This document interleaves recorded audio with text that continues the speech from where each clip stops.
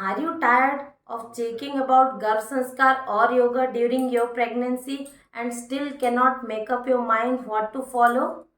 Hi, I'm Smita Pradhan and today we'll be talking about prenatal yoga or Garbhasanskar during your pregnancy.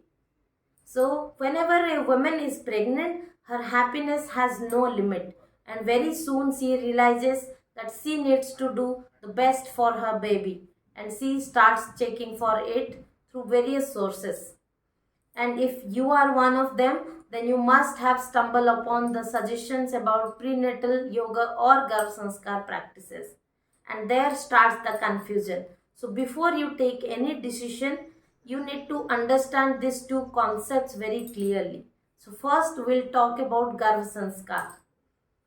So in ancient India, these practices of Garbh Sanskar, the sages had very clearly understood that the health, the mind, the behavior, the characters, the knowledge of a baby can be developed when the baby is still in the mother's womb. So there were certain practices suggested which were to be followed by the woman and the family all together so that it will help to develop a complete human being with all good characters, with all the desired characters.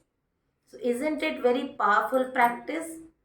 But when we talk about Garbh Sanskar, it was developed to take care of women's health in a very holistic approach.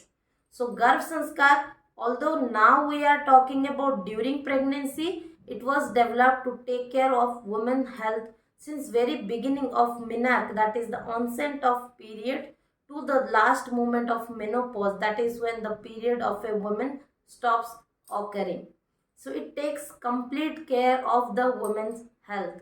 However, during pregnancy, it has more importance because the practices followed are very powerful to develop the characters of the baby. So the routine, the practices which are mentioned in ancient scriptures, those are mentioned as Garvini Paricharya or the routine or the regimen for the pregnant women. There were certain practices which she used to follow. Accordingly, the thoughts, the mind, the behavior of the baby used to develop. And because the baby stays inside mother's body, the mother's practice has more effect on the baby. So suppose Garbh Sanskar is a bigger umbrella which has everything. It has diet, nutrition, meditation, mantra chanting, your labor and delivery knowledge and the post-delivery care too. So if you are thinking about practicing Garbh Sanskar, then it combines everything in it. Now let us try to understand about prenatal yoga specifically.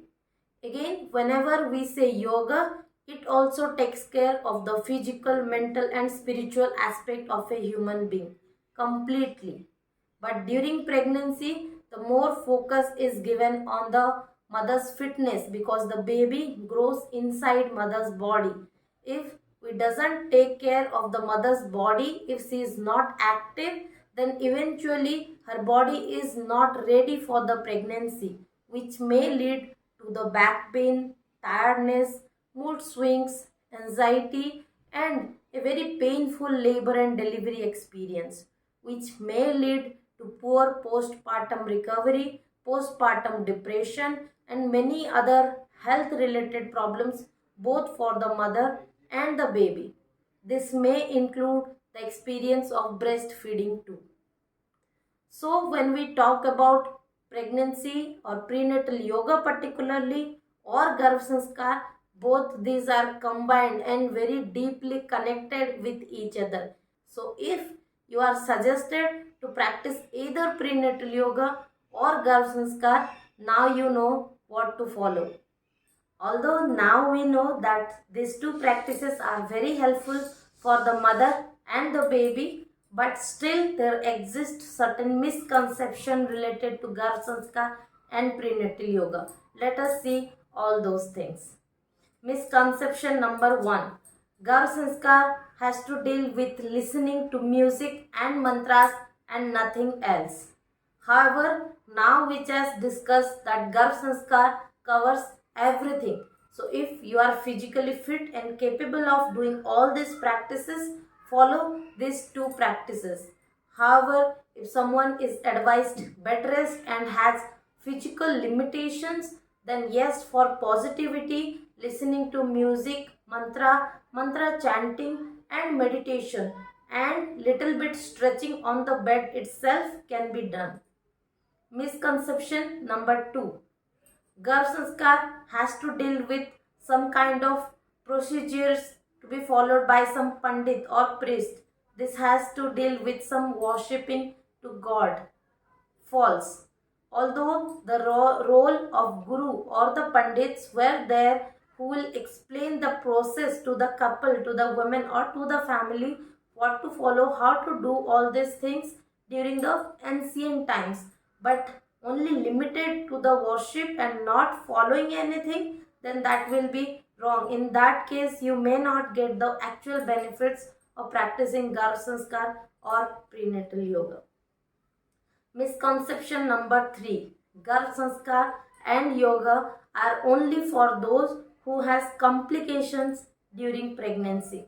Absolutely false. If someone has certain complications which has to deal with medical conditions or anything, then in that case they have certain limitation. They may or may not be able to follow certain practices. But in case you do not have any complications and under doctor's permission and under expert guidance, you can definitely practice all the things under Garbhasanskar and prenatal yoga. Even these practices will help you to avoid any future complications. It will help both you and your baby. Misconception number 4. Prenatal yoga only has to be started after first trimester. Again, false.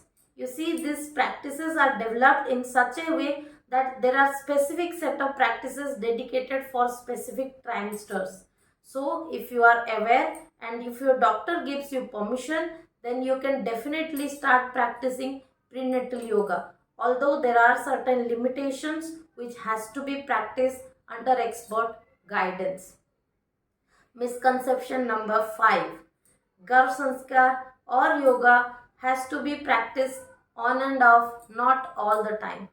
Again, false. These practices are designed in such a way that to get maximum benefit, when you practice this regularly, then it will help to set a routine for you, for your baby also, and it will give you more benefit for longer duration for your complete pregnancy. Practicing on and off will definitely give you some benefit but not the complete benefit. So it is always advisable that dedicate certain time, certain period of your day to these practices. Complete your practices.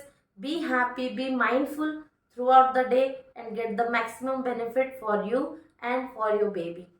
I hope with this discussion now you must be clear about the confusion between Garbhasanskar or prenatal yoga during your pregnancy journey. If I need to conclude, then I will say you need to practice both because this combines everything. If this video has helped you in any way, then please share with others. Please like, share and subscribe to my YouTube channels and click on the bell icon to find the notification for all the upcoming videos. I do conduct workshop to help women during pregnancy and for pregnancy preparation. So to get my help in your pregnancy journey, check out all the links given in the description.